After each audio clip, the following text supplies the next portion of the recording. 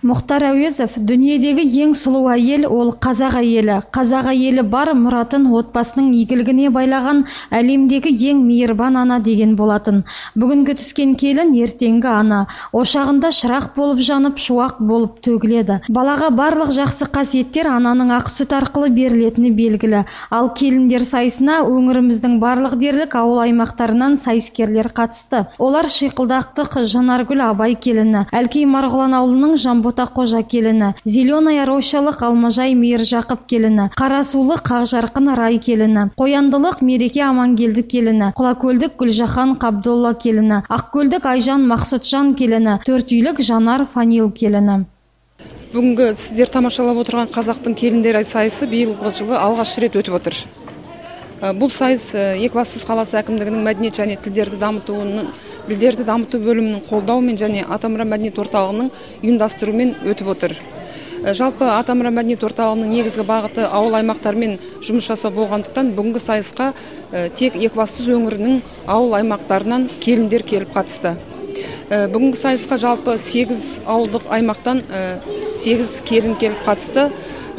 Байқауды өткізудегі мақсатымыз қазақ келінінің бойына тән инабаттылық, ибалылық, парасаттылық, адамгершілік, имандылық сияқты қасиеттерді келіндердің бойына одан әрі сіңірту болып табылды. Одан әрі осы біздің қазақтың салт дәстүрлері арқылы келіндерімізді тәрбиелеу болды бүгінгі байқауымыздың мақсаты.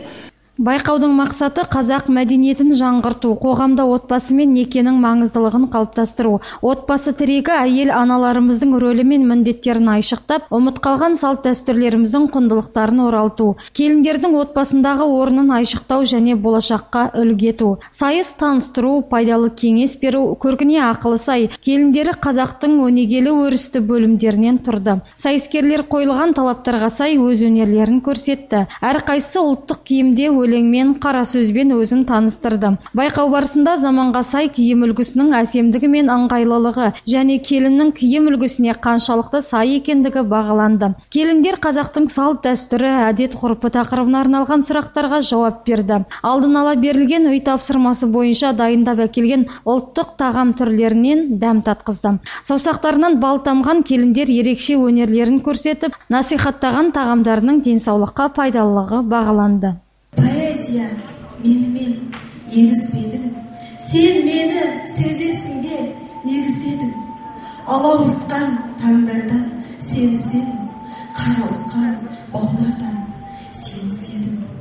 Сен іздедім шырақтардан, оттардан, сен іздедім жоғалған замандардан. Келіндер бәсекесінде бірі сүйкімділігімен, шынайылығымен, әдептілігімен сүйсіндірсе, екінші ашықтығымен, өнерлігімен, сан қырлы қасиетті бір бойына жинақтаған дарын ерекшелігімен көзге түсті. Байқау өнер сайысымен аяқталды. Бұл сайыста келіндер тарапынан өлеңдер оқылып, әсем әндер шырқалып, қара жорға бие орындалды. Сайыстың мақсат міндеттеріне сай деп танылған Ақжарқын Рай келіні 3-ші орынға ие болса, Айжан Мақсұтжан келініне 2-ші орын бұйырды. Ал 1-ші орын иесі Құлакөл ауылының намысын қорғауға келген Гүлжахан Қабдолла келіні танылды. Ал бәсекелі сайыста бағы мен бабы қатар шапқан әділқазылардың ерекше ілтипатына ие болып, көрерменнің ықыласына бөленген ақылына көркі сай, Зеленая Роща ауылының атынан қатысқан Алмажай Мейіржақып келіні бас жүлдені қанжығасына байлады.